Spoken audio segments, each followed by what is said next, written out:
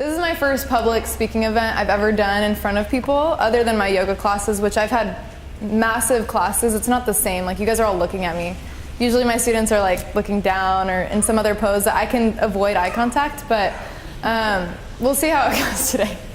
When Taylor last night, we were on the phone just like kind of talking about the logistics of today, he was like, yeah, we're excited. We've never had an artist speak at one of these events. And I've taken this class before, and yeah, it's an amazing class, but I agree there's a lot of like older business guys. There's nothing bad about it, but you just can't relate to them.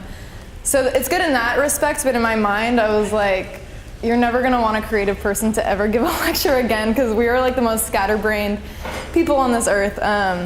So bear with me. The whole point of today, for me at least, is to show you through what I've experienced how to live a life that's worth living. And I know that's like such a cliche thing to say, but like, I do exactly what I love and I'm able to make a living out of it, and I'm fully happy. And of course we have our sad moments. I'm not gonna like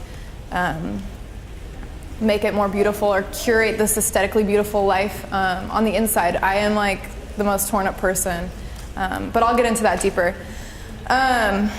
I'm just saying you can easily curate a life for yourself and make it worth living with those trials, with those depressions, with those super low lows, and still come out alive and be doing what you're doing and creating every day. So because I'm a creative, I'm gonna probably use the word creative more than I'm gonna use the word entrepreneur, because I think they're kind of similar. I think we're all creatives in a certain way, because if you're an entrepreneur, you're a problem solver. You're probably put in a lot of stress. If you guys are business owners already, you understand you've been put in a lot of stressful situations where you're forced to figure out how to problem solve. To me, that's really fun. Like, I kind of like let too many stresses in, but it's really fun to find solutions. So I'll be going more into that, but I'm talking about more creative side, but generally, you're creative if you're building a business. You're a creative if you're making a book. You're a creative, and like not in an artistic way. I'm saying you could be anything and everything, and you're still a creative. I think everyone's considered a creative as long as you're living an interesting life that's worth living. You're doing it right, in my mind.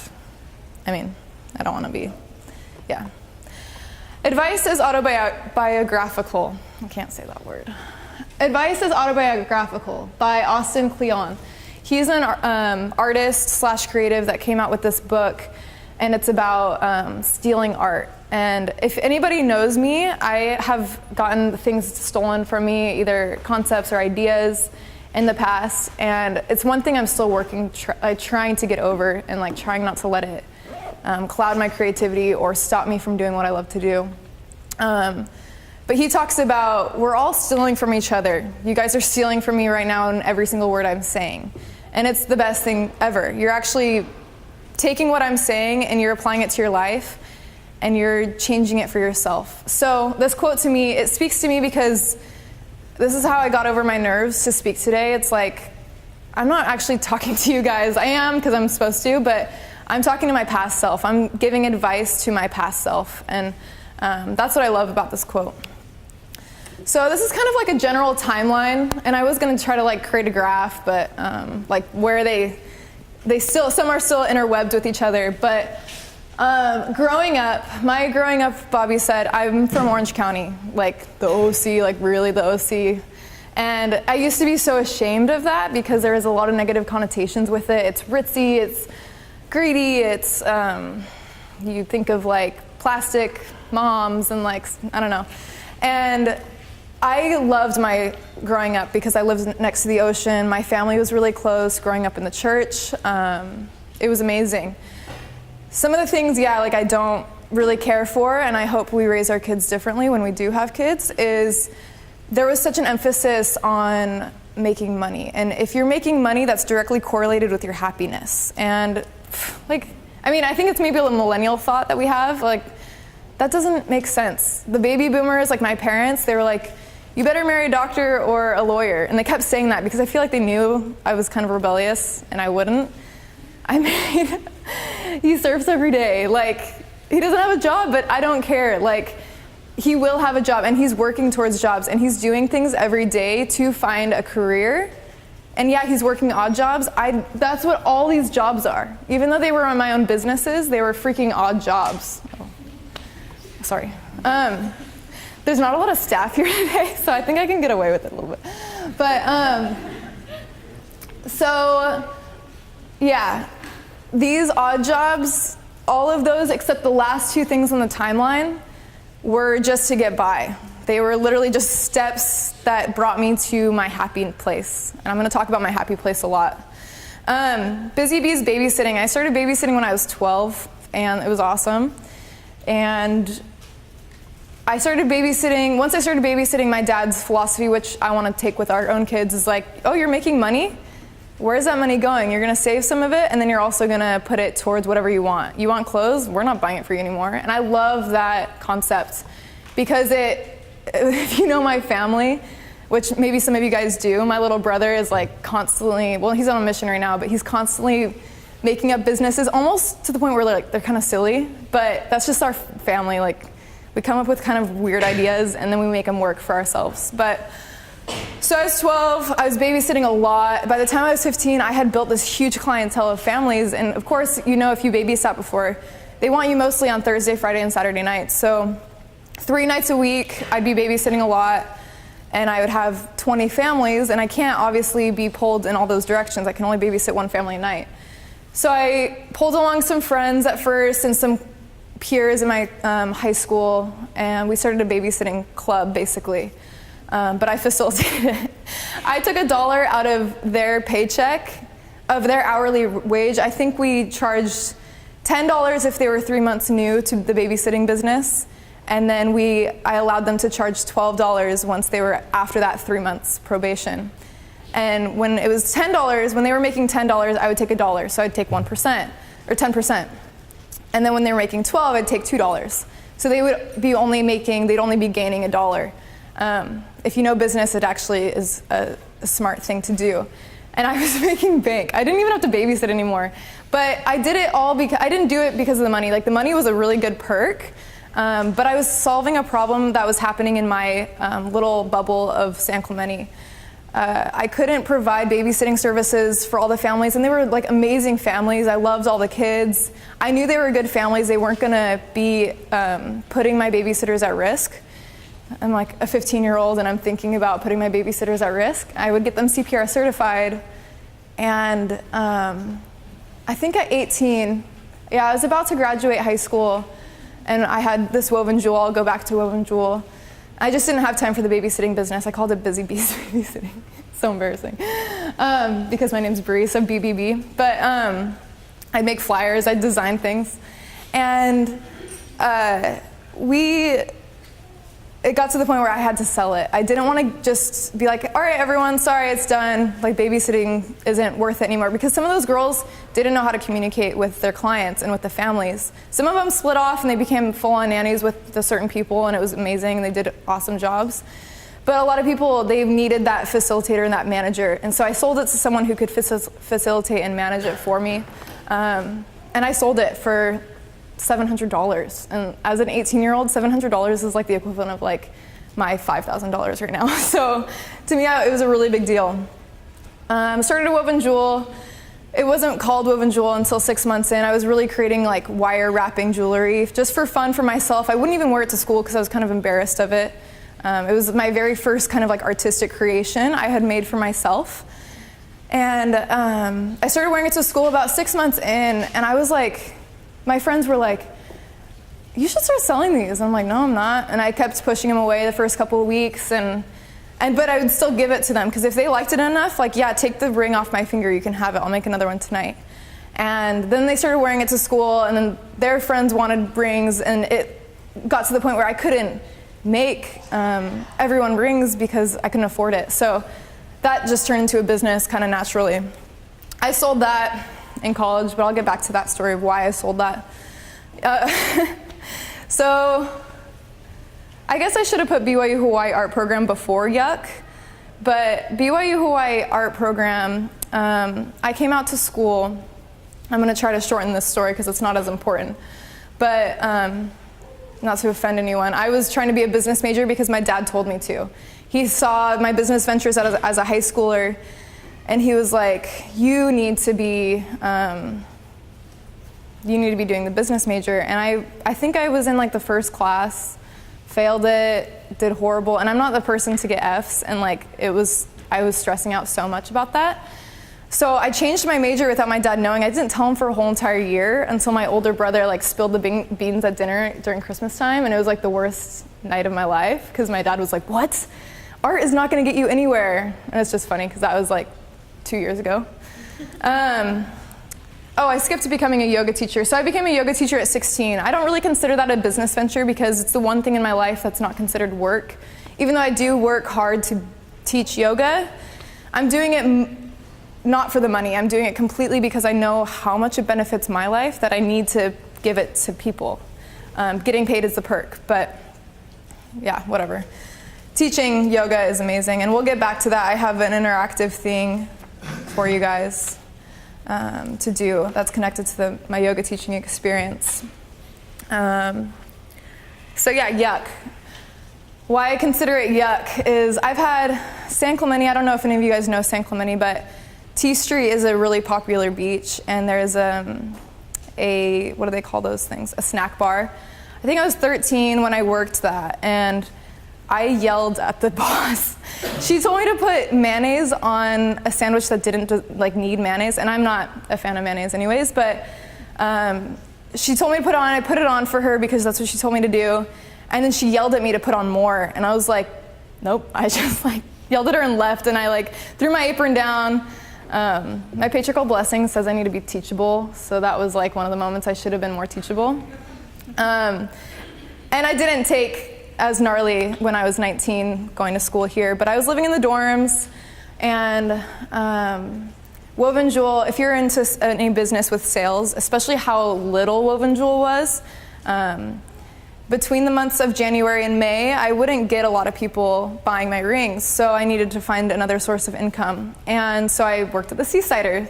And I actually know some people that had seen me in the hat like back then. I think it was like 3 or 4 years ago.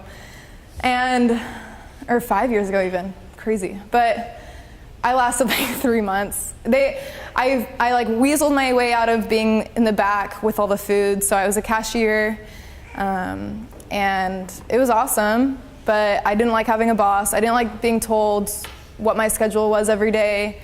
I didn't like that I would go from school to work to sleep. Like it just didn't work with my schedule because to me I needed to be creating something every day. I'll get into my routine later.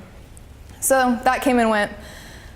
Still doing Woven Jewel, marry Bobby, or fall in love with Bobby first, marry him. And his perspective on life is something I wish I grew up with. He was like, he doesn't take money as importantly as I do. I do take money importantly because if you want to live in a house in San Clemente, you have to be making like 150 grand a year to make that happen. Either that's single income or double income home. And so it's my goal to maybe live half and half in San Clemente and here, but here's expensive too. So those are my goals, and I'm gonna make it happen. No matter how I'm gonna make it happen, I'm gonna do it authentically and with really good intentions. So pairing that ideal with his ideal of not taking money so seriously, knowing that things are gonna come and go, money comes and goes, but are you doing what you love? And he kept asking me those questions and it would frustrate me. I'm like, it doesn't matter, I'm making money. Like, Woven Jewel is just working for me. And it wasn't until, let's see. So this is like a hard topic to talk about because I don't ever really talk about it because I don't want people to think I'm complaining. I actually like really respect this girl nowadays. I like ever since I've started my own thing, I don't care that she kind of betrayed me in this business drama or whatever you want to call it. I respect her. I'm grateful for her. I'm actually like kind of happy she imitated my stuff and stole my designs right from underneath me. But in hindsight, she did me a really good favor because I didn't love Woven Jewel enough to keep it going. So this girl, I was working at Aloha Swim. Again, it was a time when Woven Jewel wasn't really making a lot of money. It was a swim shop in Laie Foodland Center. And we worked together, and there was this company that wanted to work with me or like put my rings on their pop-up shop. And I was like, oh yeah, so-and-so. I put my rings, or like they emailed me and they want to put my rings on their shop. And she was like, well, who is it? And she's like looking at my email. And I don't even remember the company name anymore, but she was like, they want to host your jewelry? And I was like, yeah. And you could see the envy in her eyes. You could see that maybe envy is not the right word. She could see that I was so naive. Like something huge was asking for something of mine and I took it so lightly. So maybe that was my fault. But she was like, aren't you stoked? I'm like, yeah, of course, like it'll be really fun. And she's like, no, Bree, like you don't understand. You're gonna take your business to a whole new level if you pair up with this company. And I'm like, oh, what, cool. I'm like, this is how I am throughout my whole entire life and I always will be. Like, I don't know, I don't care about money, I don't care about business, to the point where like, I see a client, I'm like, oh my gosh, like I don't care. As long as it's like genuine human connection, that's really what I care about. And yeah, if we mutually benefit monetarily, but really can we benefit some other way from this? I'll be done soon with this timeline because then I can get to the real point that I want to talk about. But basically, one night she's like, can you teach me how to make rings? I just want to make it for my sisters and my mom for Mother's Day or whatever holiday was coming up. And I was like, yeah, sure, come on over. And I showed her like step by step how to make everything. And then she was on island, she was moving off in a couple months. Like, she didn't talk to me ever again. I think I quit that job or something, so we didn't really see each other that much. The second she moved off the island, a fully curated brand popped up. It was the same exact designs. Like, I would design a new necklace, and then I would see that same exact necklace done in a different color the next day. Like, and it hurt me, which now I look back and I'm like, that was super petty of me. But I took it really seriously because Woven Jewel was my baby, and now someone had just swept it under my feet, and it made me really, really sad. And I blamed her, and I don't think I should have. It wasn't a Christ-like thing to do. I did confront her about it. That's one tip I would give, is if drama is hurting you so bad, find closure with that person over the phone if you can't talk to them in person. So I contacted her, and I was like, hey, this drama needs to close. I need to find closure because it bothers me so much every day that you did this to me. I need reasons why you did this. And it didn't really go anywhere, but I understand now. She saw an opportunity and she took it. And that's what all entrepreneurs do, right? Like, you see an opportunity and you're gonna take it right away and you're gonna benefit from it. Even if it's not monetarily, it's flourishing for her now. And I'm so happy that it's her creative outlet because I can tell it truly makes her happy. She's been doing it for years. She's still doing it. So that means it's worked. For me, I quit. I sold the business like 2 months later because Bobby was like, if it's not making you happy anymore, get rid of it. I was like, okay. So I did. Obviously, I didn't care about it. Lash artist. I just did that because it kind of was thrown on me. Like, this lady was like, I need my clients, I need to stop doing lashes, so take my clients for me. And I was like, okay, yeah, I'll take your clients. And then I was pretty swamped, but it was a good time management. I was still able to focus on my art program and do all my classes and focus on my projects while doing these lashes. So that was pretty cool. It made good money. I just quit that like 2 months ago. I let go of all my clients because it doesn't give me happiness anymore. So that was a good decision in my life. But going back to the art program, I don't know if any of my teachers are gonna be watching this anytime throughout the future or now. I had amazing art teachers, and I would say they're amazing because they let me do what I wanted to do. That's the personality I am. And I had seen these projects recycled even before I got to BYU Hawaii. I would like Google BYU Hawaii art projects, and I'm like, they've been doing these projects for like 6 years. Like, even with swapping out art directors and getting new teachers, they just like stuck to a curriculum because it worked. And there's a lot of reasons why. It's a small school. It's just a system they work off of. So it's not a bad thing. But for me, I was like, as a creative person, if you're an artistic person like me, you'll understand. You kind of want to put your stamp on it. And I just felt like all these projects were just recycled and kind of unoriginal in a sense. And so my teachers hated me. Like, until like the semester went on and they like could see that I was really caring about the projects. But I would be like, I don't want to do that. Can I change that? And he'd be like, oh, Bree, like again? And I'm like, but I promise I'll make it a B or an A project. And I was like, even if it comes back and it's a C project, tell me how I can fix it so I can make it an A+ project. And he's like, okay, like that's what a teacher wants to hear, you know? I'm not trying to be like a goody two-shoes student. I just really cared about every project because in my mind, if I was gonna do the graphic design program, I thought, like you probably all think, I'm gonna do exactly what my major is teaching me to be my career. I don't do anything, graphic design helped me a lot. I don't do anything that's connected to my career now. Actually, my senior project, I went to them with my resin art because I was still in school when I started my resin, and I was like, okay, like this is my senior project, this is how I want to do my BFA. And I had done the graphic design major, and my teacher, Rob, he was like, this isn't graphic design, like, can you computerize it somehow? And I'm like, no, like, that like takes away the beauty of the resin art. He's like, go talk to Merrill and see if he'll let you do it as a painting major. I already knew the answer. To be in the painting major, you have to do figures, and especially in your BFA, you have to do faces or bodies or whatever. You have to do the figures and take from what you've learned, and I understand that. But to me, my resin art is pretty abstract, and they told me no. So I ended up not doing my BFA. I just did my own version at home. But yeah, so I guess that's what leads me into Rubeus Collective and Just Bree Art. It's Just Bree is my personal brand, and Rubeus Collective is a video company I own with my best friend, Roxy. And you guys are probably thinking, oh no, she's in a business with their best friend. Like, trust me, we've had our fights and we've had like our lashings. We probably still will, but we always have the same goal in mind, and it's to grow Rubeus, and it's to make Rubeus a better thing, to benefit us both, to be able to live in Hawaii, to be able to create. There's a lot of benefits. I'll go into that later. I don't know if this will work. Okay, so I'm just gonna show you a video we've done for a Rubeus project, and I picked this one because it shows my drone work, like why I do what I do, and Roxy's the, is she here? Roxy, are you here? Hey, I just wanted to shout Roxy out because she's amazing. So she's like the subject of the video, but we did this thing, I'm showing you this, even though I cringe watching it, like even the music, I'm just like, oh, why did we do this thing? But it's still beautiful to me. Aesthetically, it works. And yeah, I cringe, but I'm still proud of what we did because it's a beginner novice video.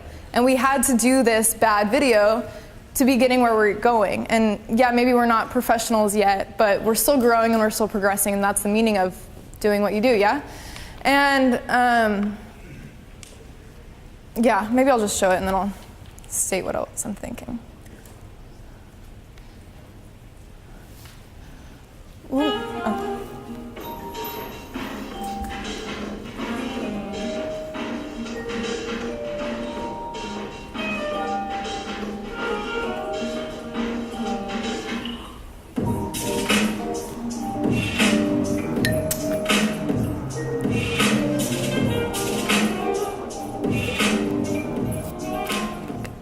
So, I mean, I showed that one for the sake of time too, but what's the next? But in the beginning, Rubeus didn't make any money. Honestly, Rubeus, it does make money only because of Roxy, but it does make money now, and I'm grateful it does, but we put in so much hard work for the first 6 months, and we hammered every single day, kind of spending all of our money that our husbands were working really hard to get for us, and we were spending it on equipment. They kind of like put us up and drove our passions for the first 6 months, and we were doing these things almost every day, putting out content just to build our portfolio. We needed to water full drone stuff so we can show a client exactly different angles we could get. So that's what that was, showing different angles.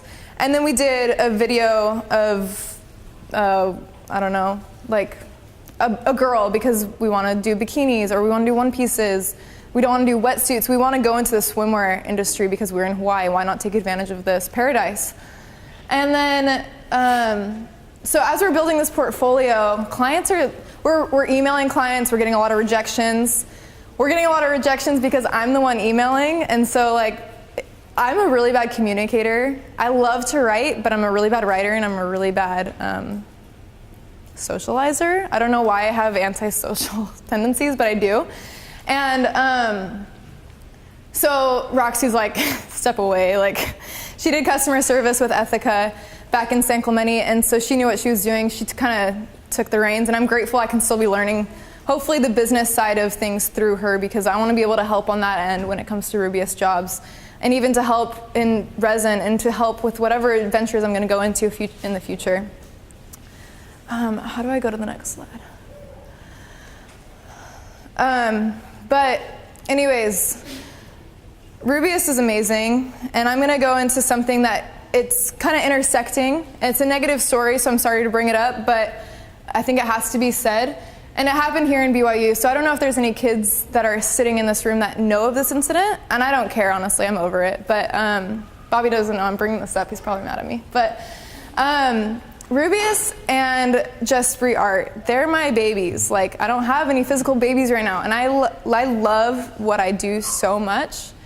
I want to protect it, and I want to put walls around it. But what I'm realizing is those things are going to get attacked because I'm putting them out publicly. I'm putting that vulnerability out.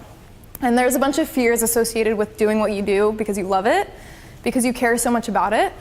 And I'll go into fears later, but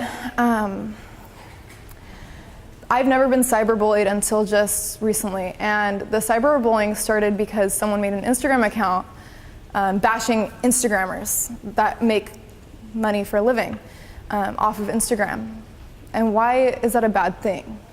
Keeping up with the trends, like, that's what the best way to get your business out in the world is word of mouth.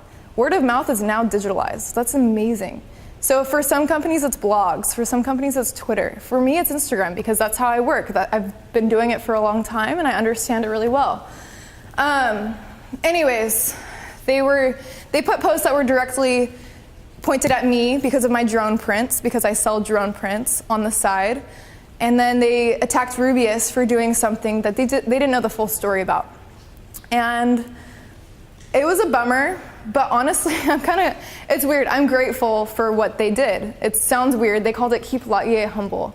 And do they think I'm cocky? I'm not doing this to show off my life. Instagram is fully a curated life. I'm showing you the best parts of my life, but in my writings, I hope I'm showing you the struggles I'm going through. And I'm only opening up with my struggles just recently because I'm realizing I have struggles and I'm facing them. I have a thing I've been facing ever since March, and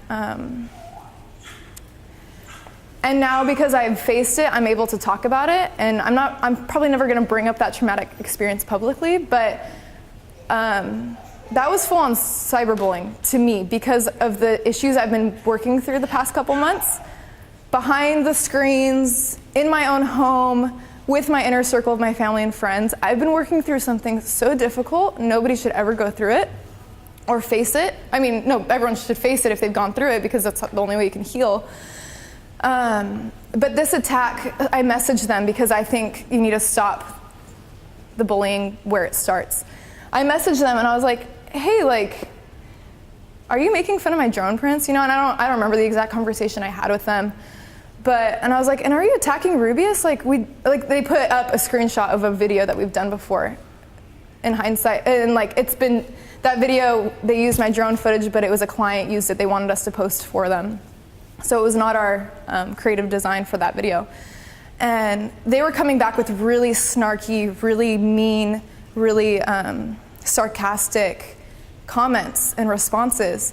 And I was still being nice because I didn't see them as sarcastic. They were like, oh, we love your art, Bree. Keep doing what you do, Surf Sista. And I was like, oh, thanks, guys. I didn't know if it was a guy or a girl. It was two of them. And I was like, thanks, guys. You're so nice. Keep doing the Instagram if that's really what makes you happy, but just, be careful kind of thing.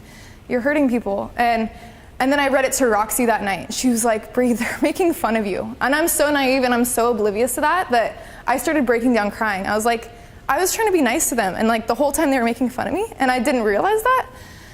So that in itself made me feel stupid. But in hindsight, and it brought up a lot of crap that night. And I faced it, and I'm still here today, and I survived, and it was awesome. I'm glad they did that. And I'm glad they shut it down that night, because if any of my close friends who are the sweetest people on this earth who make money off of Instagram, if they had seen that, and maybe they did, and they were hurt by that, they do what they do because they love it. They do it because they have good intentions. They're not being cocky. Are you guys just jealous? It's like, I didn't understand that. And so Roxy, my husband, had to tell me what was going on.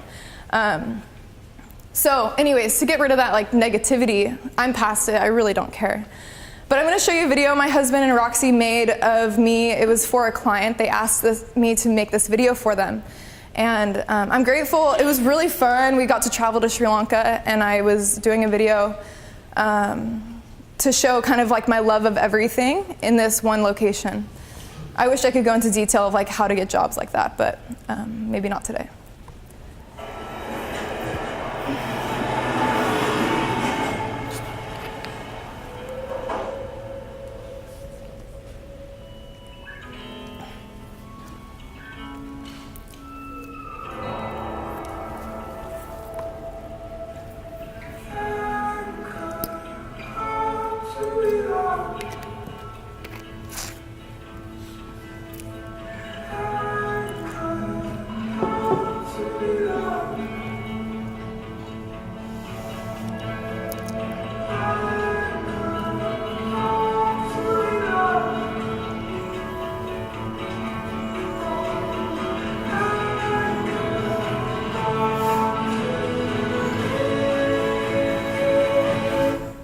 Uh-oh.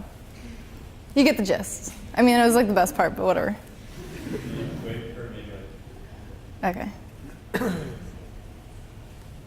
Maybe the Wi-Fi just wanted to quit real fast. We don't have time for it. You can see it on my Instagram or on my website if you really care that much to watch it. But I'm grateful for my husband and my business partner friend that filmed that for me, because I've never been able to convey all of my loves in one video. And even though that was in Sri Lanka, it could be done in Hawaii and basically look the same. Going back to Rubeus and just Bree, and the reasons why I do that, and the reasons why it makes me happy, and the reasons why I put up with that cyberbullying, and the reasons why I put up with people copying my designs, is because why would I stop? Nobody, I'm thickening my skin. And all of these processes and all these dark times, or all these pressures that people are putting on me, maybe you're saying oh, just fight them off, it's no big deal. But it's no, if you knew how much I loved what I do, I protect it, and I'm trying to protect myself in the process. But what I'm learning is I'm just needing to thicken my skin a bit. My art. I started doing boards recently. I just put that photo because it's aesthetically pleasing. But I started resin because of my drone prints, and it's my love, it's my obsession. If you follow me, I'm sorry, I just love it so much. You can stop following me anytime you want, I won't get offended. Because I'm literally obsessed, but I don't care. I could have 3 followers and I could still be posting the exact same content because I'm documenting this journey I have in my life, and that's what Instagram to me is. So, staying on top of the trends, and again, I said people have Pinterest or blog or Twitter. I have Instagram, and staying on top of the trends, but then changing the rules. Go with the flow, but then do it your own style. I sold this piece in 30 minutes after posting it, and I'm not a person to try to promote. I don't hey, go buy my stuff. But I was too lazy to put it on my website. So I just posted it on Instagram one day, and it was kind of one of the first times I had ever done that. And it was picked up, and I was like, oh my gosh, someone likes it enough? That's so cool. And I was so stoked. And I don't want people to think I'm just throwing out art and just taking in all the money. It's no, all this money is going right back into resin. Resin's a really expensive art. That's a whole different subject. You are your most important asset. Sorry, that cut off. What you do in your life, the decisions you make in your life, are going to benefit you the most. And I love talking about this because this is self-love. I talk about this a lot in my yoga classes. The only way you're going to be happy is if you love yourself first. And then I love Heavenly Father. I mean, I guess I can't say who goes in front of Heavenly Father and my husband and myself. They're all in that triangle that we've seen in that graph before. But me, Heavenly Father, and my husband are my first priority. I will not sacrifice my marriage for money. I will not sacrifice my marriage if Rubeus grows huge and we have to travel for 6 months. I'm bringing my husband along with me. Like, he comes first, surfing comes second. Because I've noticed if I'm not surfing at all, Rubeus suffers, my paint suffers. I'm kind of a more angry person if I'm not surfing, but I mean, it's just because I grew up with that, so I kind of need that in my life. Other than yoga, you know, whatever, the things that happen in my life. I really liked this definition. So, characterized by the taking of financial risks in the hope of profit. I'm not going to spend too much time on this because I want to leave time for a Q&A, but being an entrepreneur, we are taking risks. We are putting ourselves out there, and it can suck sometimes. But in the hope of making profit, you might not make any money. Then move on. Like, if it doesn't make you happy and you're not making money and it's not worth it, it's stressing you out too much, go to the next thing. I did that with my woven jewel. I've realized throughout my life there's things that just don't benefit you enough. If the pros are so low and the cons are so high, get it out of your life. Okay, natural fears. This is just so common and so obvious, but the first person to tell me this was a book that I read, and this was in my dark March, I call it. It was the darkest phase of my life I've ever experienced, and that was just a month ago. And I read this book, and it literally pulled me out of that dark, dark ditch that I was in. Being vulnerable, we talked about that. Putting yourself out there, people will mock you, competition will pop up, fear of people stealing your ideas, people pleasers, scared it won't be your version of perfect, you're a perfectionist, stop being a perfectionist, offending someone, afraid of imitation, or of just doing it. And to me, I'm like, I don't know, I guess I'll go into my next slide. These fears are always gonna pop up. And this author, I don't have time to go into it. You should read that book. Letting go of control of the things that you can't control. It's just easier that way. Perspective of a child. These are just some tips. Like, remember how joyful you were as a kid because you were experiencing things for the first time? Tap back into that. My routine. So I would like, if you guys, my two assistants, could hand out these. If you guys want to pull out pens or markers or just stuff it away in your bag and do it some other time, but promise me you'll do it. And do it with intention. It's really not that hard. It literally takes 2 seconds. I'll do it with you guys to show you how quickly it goes. But what this is a balance chart. My routine, I meditate. Other than my routine that you guys know of, painting, droning, surfing, hanging out with my husband. This balance chart is amazing. Can I have a pen, someone? Sorry, I forgot. Ooh, do you need a pen? Okay.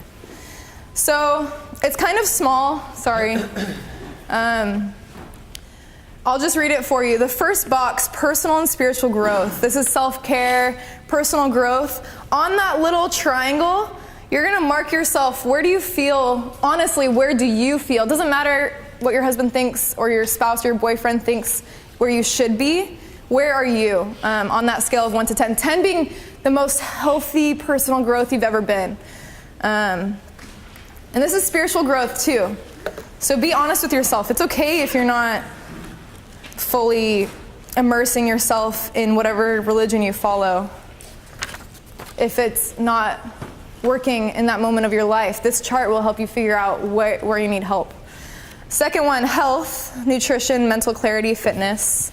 Mark yourself where you deserve, and you can fill out this whole entire square. It's gonna help you see visually where you're at. You just stop at that column that you feel you're most honest. Let's go in clockwise. Home and environment, that's kind of obvious. Mark yourself where you're at.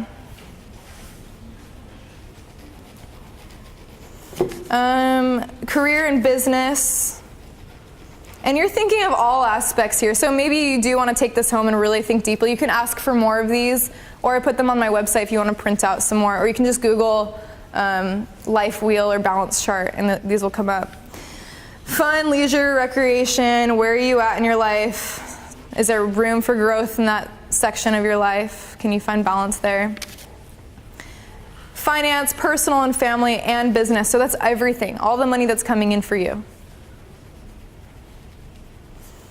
Romantic relationships. So if you're single, it's okay. Like, skip that. Or are you actively trying to find someone? Because I'm biased, but I think being married is the best thing in the world.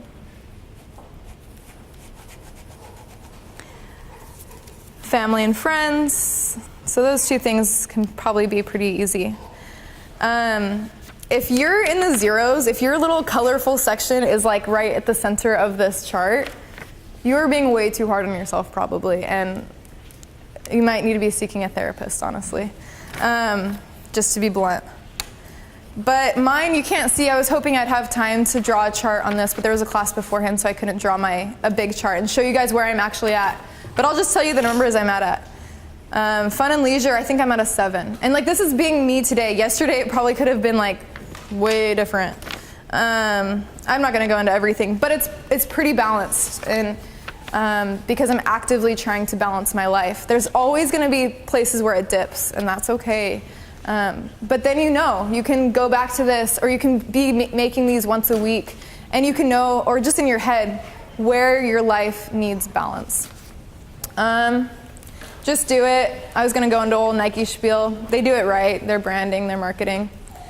Go and be joyful. Do we have time for this? No. It was just a breathing thing for meditation. If you guys can meditate on your own, it's not for the yogis or the hippies. It's for those who are allowing stress into their lives, which a lot of entrepreneurs do. Take time. It's this breathing thing. It's awesome. You just visually look at it inflate while you inhale, and then you watch it exhale. Or you just take a deep breath. But to end out my thing, we're gonna do the parasympathetic nervous system breath, which calms down stresses and fears, and it kind of like opens you up. I know that sounds really hippie, but before we ask questions, I want you guys to ask me like authentically what you're feeling, what you really wanna ask, even if it's just a topic to talk about, and then we have lunch afterwards, so you guys can come and we can talk more one-on-one. I think I have to go around like 2 today. So yeah, you guys can keep your eyes open, you guys can keep your eyes closed, doesn't matter. You're gonna take a big inhale through your nose. Hold that breath at the top. You probably feel like your chest is like gonna explode, but hold that breath. Inhale a little bit more because you probably lost some breath. Hold it. If you're bad at this, maybe your lungs are shaking, inhale a little bit more. And then exhale. I don't know, I feel already better. I'm like done shaking. But yeah, so questions, answers. Anyone questions for Bree? I know how this goes. I've been in this class. It takes like 5 minutes for you guys all to ask something or speak up. But yeah. Kind of like, so what was holding you back from like changing, like I know you changed your major without letting your dad know or anything like that, but like why did you kind of do it secretly instead of being kind of upfront about it? Like, Oh. is it like, It's genuinely just the relationship I have with my dad. And if my dad's watching, I love you, Dad, but we didn't grow up in an open family. We didn't have any type of open communication. It's actually not until I started, even like 3 years into our, I'm not married 3 years, even like a year into our marriage, he taught me how to communicate. I mean, he was a peace building and communications major, but I didn't have communication. Nobody instilled those thoughts into me or those skills into me as a kid. And so there's a lot of things I suppressed going through teenagehood, going through high school. I didn't tell my parents about anything. And I knew how much my dad hated art tracks, just because I have a lot of older siblings, so he'd always state his mind on people that are doing the independent route and trying to make money on their own. And so I thought, and it did actually keep a lot of stress off of me. It didn't stress me out keeping it a secret from him, because that's how messed up our relationship is. But to me, it was the best way I could cope with that. If I could keep it a secret, if he could, and I wasn't lying to him. Like we don't talk on the phone that often. This is how like detached I am communicatively with my parents. We would talk like every 4 months, and like I'd probably like hop on an email chain every once in a while. But they know to give me my personal space. And I never had to be like, hey Dad, yeah, this business class is awesome, because I was still taking entrepreneur classes, especially, you guys know your first year is you're still figuring it out and taking GEs. but I was taking art classes. I actually like asked to be put into art classes too early, and they allowed me to. And I was doing this all in secret, but it really wasn't that big of a deal. He was fine after a while. It was just like one night of drama. But yeah. Yeah. Opening up vulnerably on with your business and artistically. When did that start for you, and when did it really start to impact your life and confidence? It started impacting my life when I started seeing it impacting others, because I've written blog posts, I've written my thoughts out, but I wasn't truly honest with them in the past. Bobby and I tried to do this whole couples social media thing. I put my love story on blast all the time, and people could tell I wasn't genuine. My following didn't grow because I wasn't I was holding back a lot of things because I didn't actually really want to put my relationship out on blast. But this, I feel okay to be putting out on blast because I know people are going through similar issues that I am, even if they don't do painting, if they don't do video work. And it started in dark March. I feel like that's when I started really opening up, and I was going through such a depression, and it was a literal depression in my life, and I've never been depressed ever. I was suicidal. It was a really dark time in my life, and I don't write that online because it's such a negative thing that maybe I should, but I'm not ready to talk about it online yet.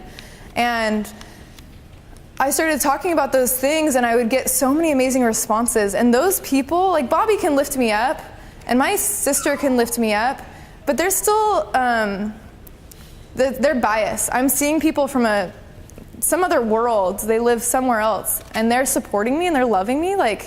This is what being Christ-like means. I was in a really dark time, and they showed me love. And because of that, I was able to be more vulnerable.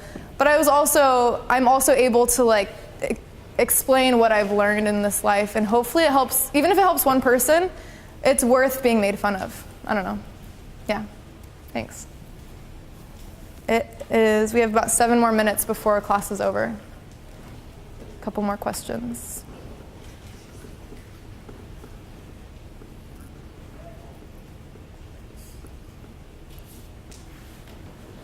Yeah? Did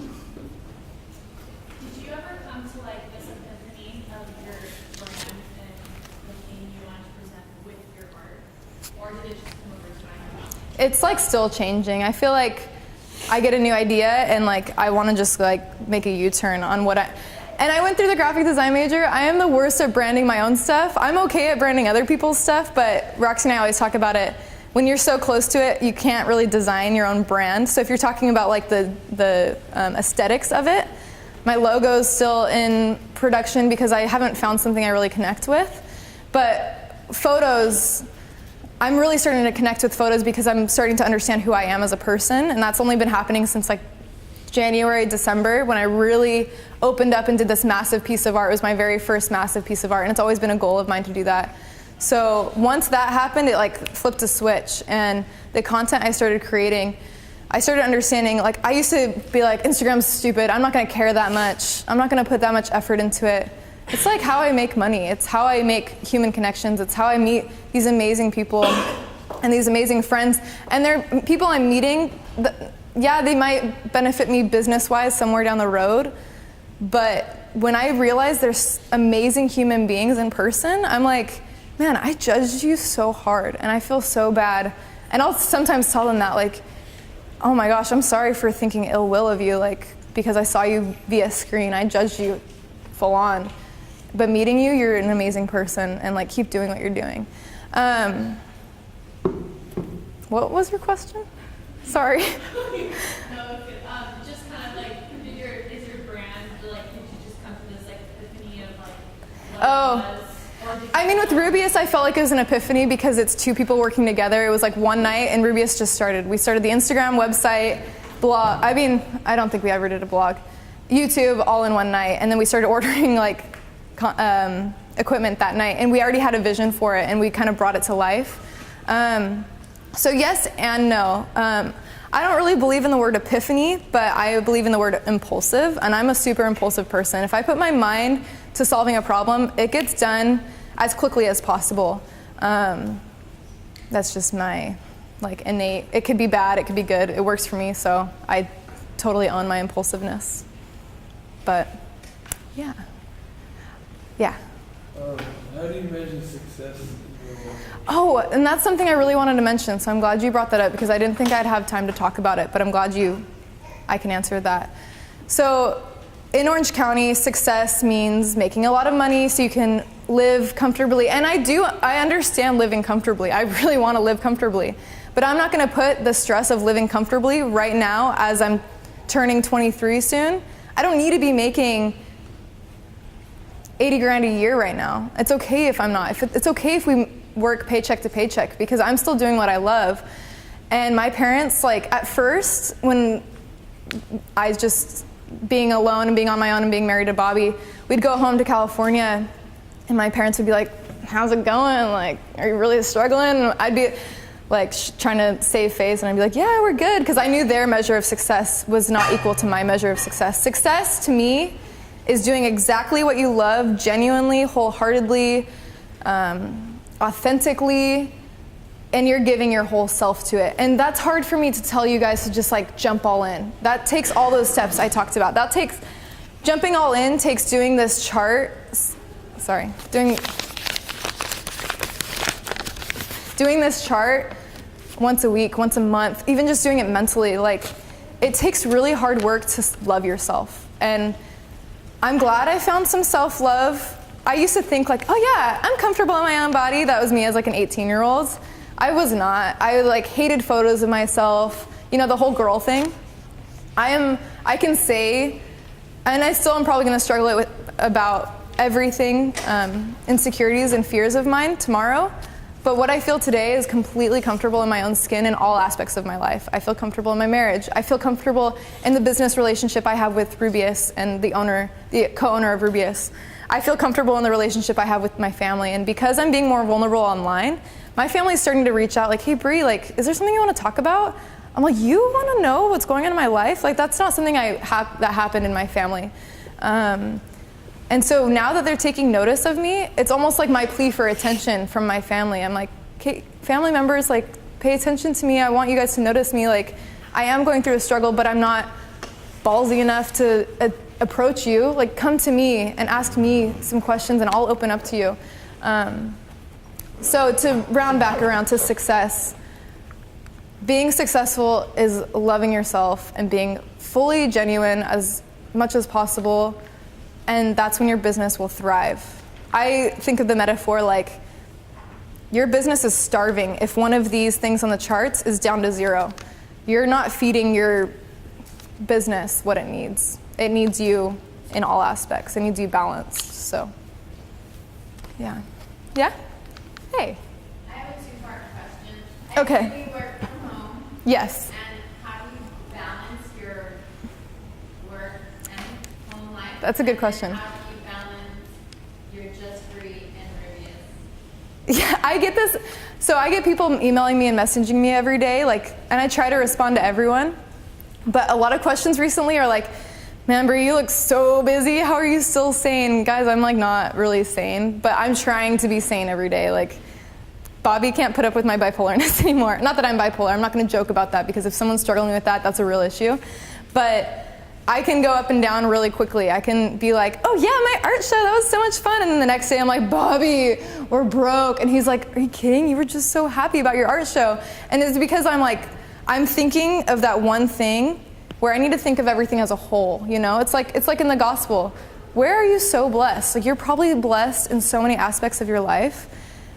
That one thing, are you really gonna let it bring you down that far? So when it comes to time management, I wish I could talk more about my routine, but it's a struggle every day. There's some days that I wanna be lazy, and I don't really like the word lazy anymore because I take those as mental health days. It's days that I don't want to paint, I don't want to pick up a dish. Oh, I don't clean dishes anyways, but I don't want to do anything. I'm going to lay in bed and I'm going to watch Netflix, or I'm going to read a book, or I'm going to watch or listen to a podcast because that's exactly what I want to do. And so listening to what you want to do is going to help you figure out your routine. And the days that you do, I don't know if you guys do it, I have a lazy day And then I'm like, the next day I'm like, oh gosh, I want to clean. I'm motivated to like work hard. And it's like you need those days. It's everything in moderation. But I know it's 12, so those of you guys who want to leave, thanks for coming and listening to me, even though you're forced to come, most of you. Thanks so much. But lunch is happening, right?